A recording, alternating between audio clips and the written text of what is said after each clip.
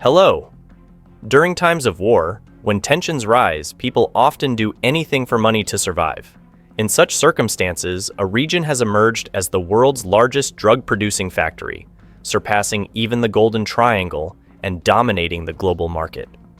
What's more striking is that those who cultivate poppy plants no longer have to hide like sewer rats. Instead, they operate openly and are heavily protected. This region is known as the Golden Crescent, which now controls up to 90% of the world's drug supply. While the Golden Triangle became the world's drug factory due to the independence movement of the Shan people and Kun Sa, the Golden Crescent was born from the struggle of the Afghan people against the invaders of their land. Going back to the late 1970s and 1980s when the Soviet Union began deploying troops to Afghanistan, the Storm 333 operation took place on December 27, 1979. With 600 Soviet special forces, they overthrew the local government in just one night.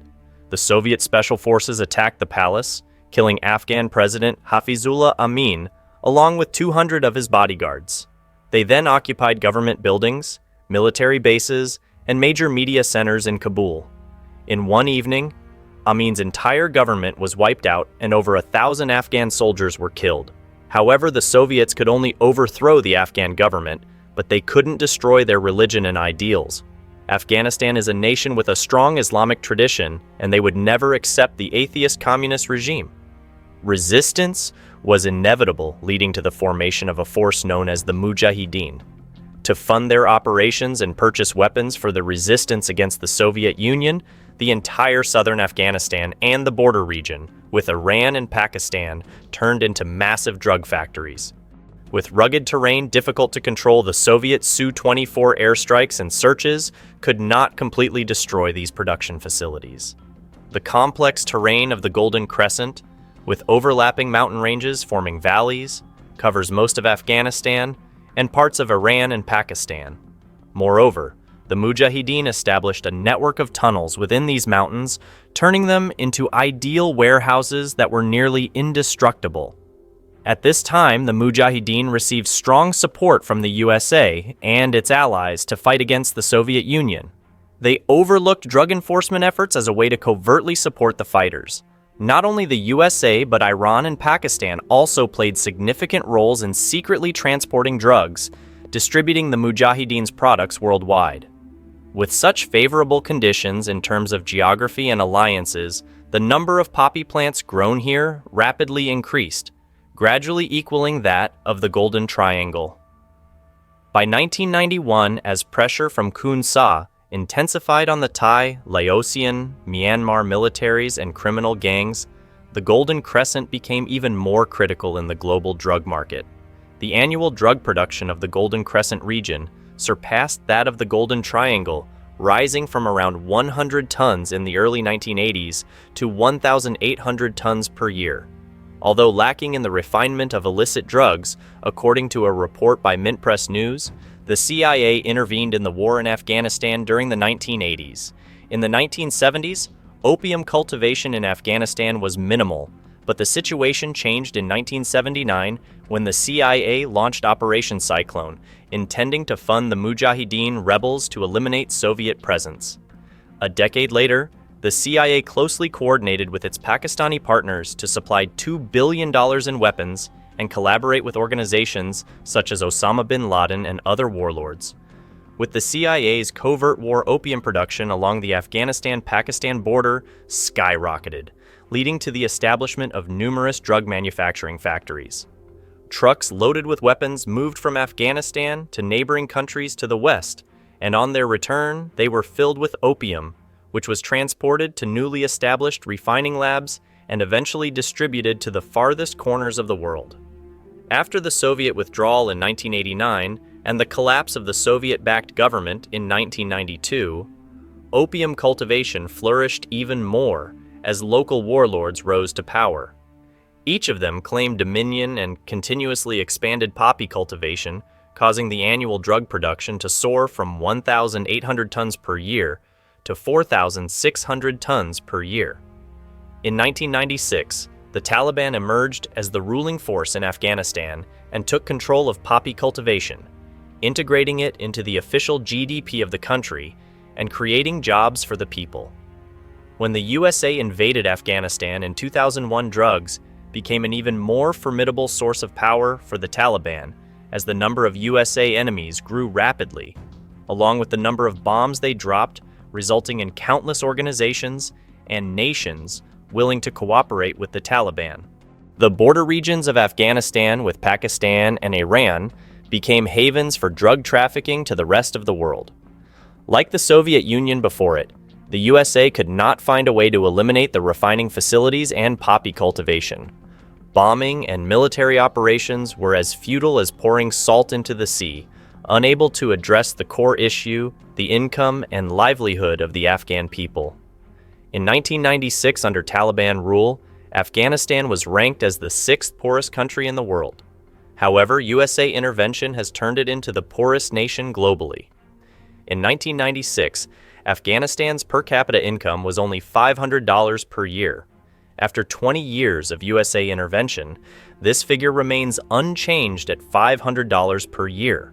But when adjusted for inflation, the real income of the Afghan people is less than 1/10 of what it was during the Taliban era. Taking up arms with the Taliban and cultivating poppies became the only viable option for people to earn money to support their families and drive the USA military out of the country. After each poppy harvest season, a new army was assembled with thousands of impoverished young men ready to take up arms and join the Taliban.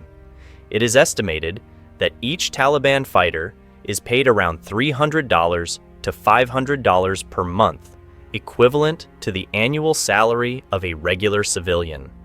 Perhaps this is what makes the Golden Crescent so alluring and a source of endless strength for Afghanistan.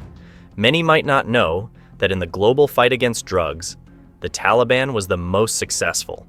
In 2000, the Taliban imposed a nationwide ban on poppy cultivation in Afghanistan. This caused the global drug supply to nearly vanish instantly. While the Taliban's ban lasted less than a year, the drug production plummeted from 4,600 tons per year to a remarkable low of 185 tons per year, a 99% reduction by 2000. The Taliban hoped that Washington would respond positively to their campaign to eradicate opium poppies, expecting the USA to reconsider and lift sanctions to help develop Afghanistan's economy. The world praised the Taliban's actions, seeing them as heroes in the fight against drugs and believing that humanity was nearing victory in the war on drugs. However, subsequent actions by the USA rendered all previous efforts futile. In 2001, following Osama bin Laden's attack on the Twin Towers, WTC, the USA ignored the Taliban's efforts. Less than a week later, USA troops landed in Afghanistan and began patrolling the opium fields. It is estimated that the presence of USA troops led to an unprecedented expansion of drug production in Afghanistan, turning the country into the world's largest producer of illicit drugs. According to many experts, by 2008, drugs contributed to half of Afghanistan's GDP. To compare, during the darkest days when Pablo Escobar dominated the cocaine trade, it only accounted for about 3% of Colombia's GDP. The United Nations estimated that about 6,300 tons of opium were produced annually in Afghanistan's fields. To cultivate enough poppies to produce such a large amount of drugs, an area equivalent to the size of Rhode Island in the USA would be needed. While cracking down on drug-related crime in Colombia, the USA refused to employ similar methods in Afghanistan. NATO spokesman James Apatherai explained, "We cannot eliminate the only source of income in the world's second poorest country without providing them with alternative livelihoods." However, not everyone agreed with NATO's reasoning. Matthew Ho, a former USA Marine Corps captain, expressed his skepticism, stating that Americans feared that if they launched an anti-drug air campaign, American pilots would destroy all the opium fields, including those that were American-owned. In 2009, Ho resigned from his position at the State Department in Zabul Province, Afghanistan, in protest against the USA government's military presence in the country.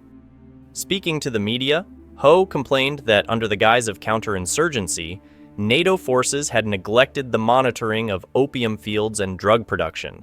In reality, what NATO forces were doing was merely protecting the wealth of those in power in Afghanistan. It was the Americans who became major drug traffickers, including Ahmed Wali Karzai, the brother of Afghan President Hamid Karzai, who was allegedly on the CIA payroll. Even worse, thanks to NATO units' favoritism, some local warlords and drug lords destroyed their rivals' crops to profit from USA money, becoming even richer and more powerful.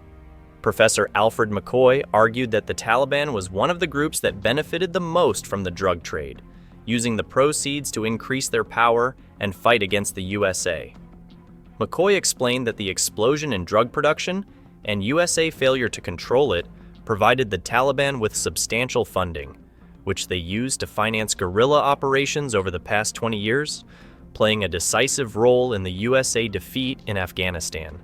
This crop has thrived throughout Central and Western Asia, particularly in Afghanistan, especially in southern provinces like Helmand, near the tri-border area of Afghanistan, Pakistan, and Iran. Most of the irrigation systems in Helmand are protected by USAID, an organization that acts as a front for the CIA. Farmers harvest poppies and transport opium through southern routes passing through Pakistan or Iran, causing opium to flood everywhere, leading to a nationwide epidemic. According to United Nations estimates from 2005 to 2015, the number of drug users in Afghanistan skyrocketed from 900,000 to 2.4 million. It is estimated that 1 in 3 households is affected by drugs. While Afghanistan produces a large amount of cannabis and methamphetamine, opioids are also widely used, with about 9% of the adult population and an increasing number of children being affected.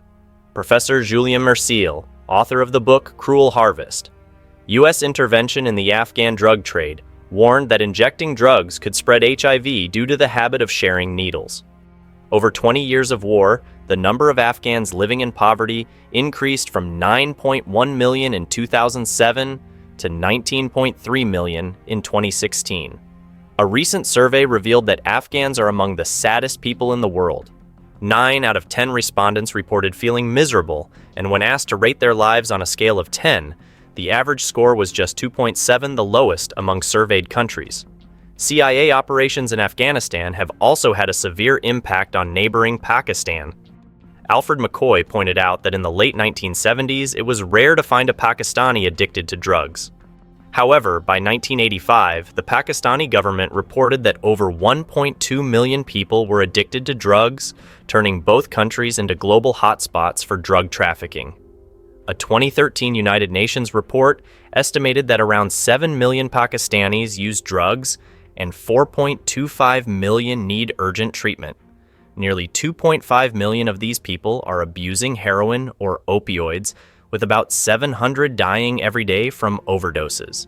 The report also showed that 11% of the population in Pakistan's mining and storage areas use drugs, primarily heroin.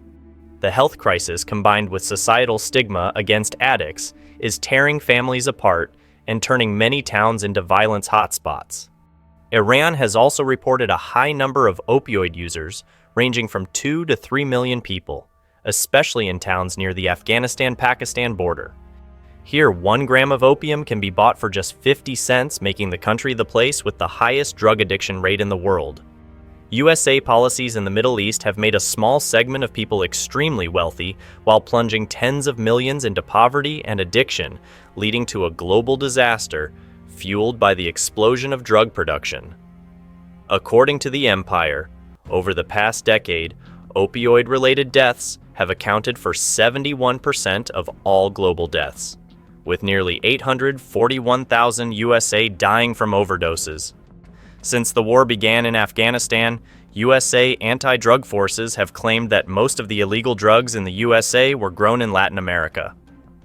Now you understand why I said that the Golden Crescent is an indestructible sanctuary, don't you? It's simply because the USA needs it, and this has enabled the Taliban to connect with mafia gangs, creating a machine that operates along the border and spreads deadly drugs across the world. The USA government has a dark history related to the global drug trade. In Colombia, USA worked with President Alvaro Uribe in the international drug war. However, USA internal documents identified Uribe as one of the most notorious drug traffickers. He was an associate of the Medellin cartel and a close friend of Pablo Escobar. During his two presidential campaigns in 2002 and 2006, Uribe used cocaine profits to fund his political efforts. General Manuel Noriega, a key USA ally for many years, was from Panama and on the CIA payroll, even though Washington knew he was involved in drug trafficking.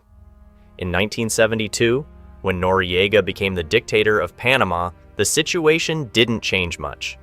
By 1984, when the USA decided to invade Panama, Noriega was sentenced to 40 years in federal prison for drug-related crimes, while other prisoners continued to receive salaries and build homes.